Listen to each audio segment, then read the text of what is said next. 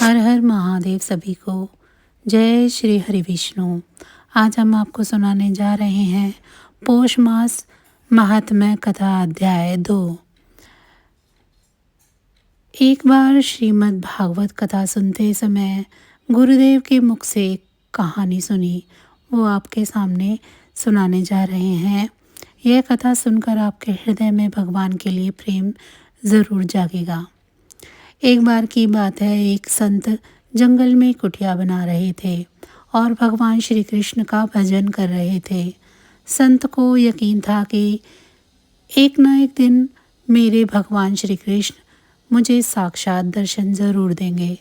उसी जंगल में एक शिकारी आया।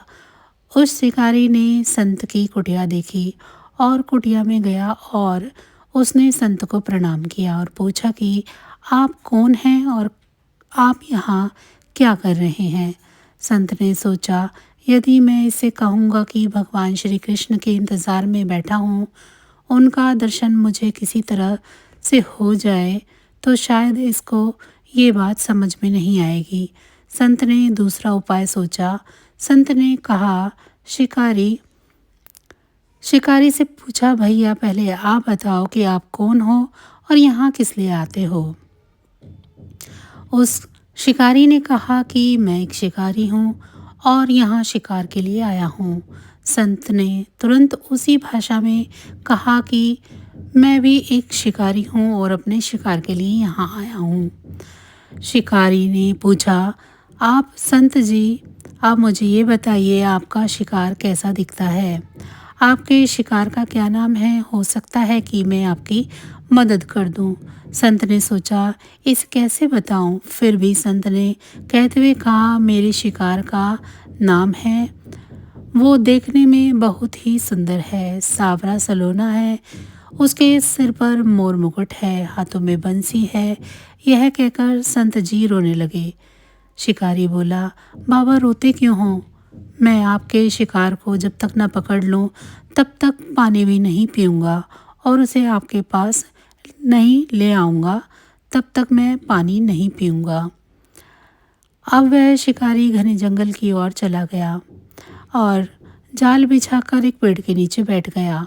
यहाँ पर इंतज़ार करने लगा। भूखा प्यासा बैठा हुआ था। एक दिन बीता, दूसरा दिन बीता और फिर तीसरा दिन। भूखे प्यासे शिकारी को नींद भी आने लगी। बांके बिहारी को उन पर दया आई। भगवान उसके भाव से रीझ गए। भगवान मंद मंद स्वर से बांसुरी बजाते हुए आए और उस जाल में खुद फंस गए। जैसे ही उस शिकारी ने फंसे हुए शिकार का अनुभव हुआ तो वह तुरंत नींद से उठ बैठा और सांवरे भगवान को देखा। जैसा संत ने बताया था, उनका रूप हूबहू वैसा ही था। वह जोर जोर से चिल्लाने लगा, मिल गया, मिल गया, शिकार मिल गया। शिकारी ने उसे शिकार को जाल समेत कंधे पर बांध लिया और शिकारी कहता हुआ जा रहा है, आज 3 दिन के बाद मिले हो, खूब भूखा प्यासा रखा, अब तुम्हें मैं छोड़ने वाला नहीं हूँ। शिकारी धीरे धीरे कुटिया की ओर बढ़ रहा था। जैसे ही संत की कुटिया आई तो शिकारी ने आवाज़ लगाई, बाबा बाबा।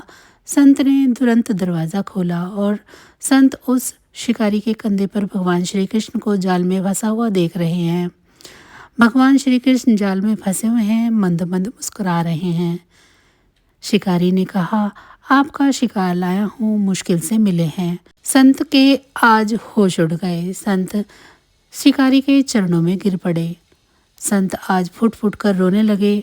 संत कहते हैं कि मैंने आज तक आपको पाने के लिए अनेक अनेक प्रयास किए, लेकिन प्रभु आज आप मुझे इस शिकारी के कारण मिले हो।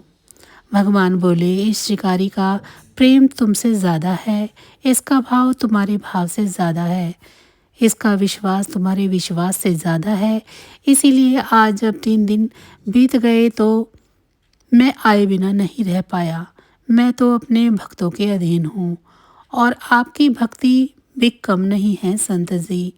संत जी, आपके दर्शनों के फल से ही मैं इसे 3 ही दिन में प्राप्त हो गया।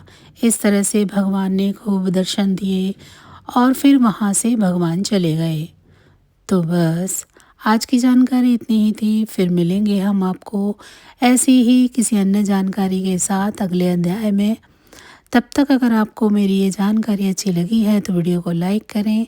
चैनल को अभी तक सब्सक्राइब नहीं किया है तो चैनल को सब्सक्राइब कर लें और मुझे ज़रूर बताएं कि आप सभी को मेरी ये जानकारियाँ कैसी लग रही हैं। इसी के साथ भगवान भोलेनाथ की कृपा दृष्टि आप सभी पर सदैव बनी रहे। आप सभी का बहुत बहुत धन्यवाद। जय श्री हरि विष्णु।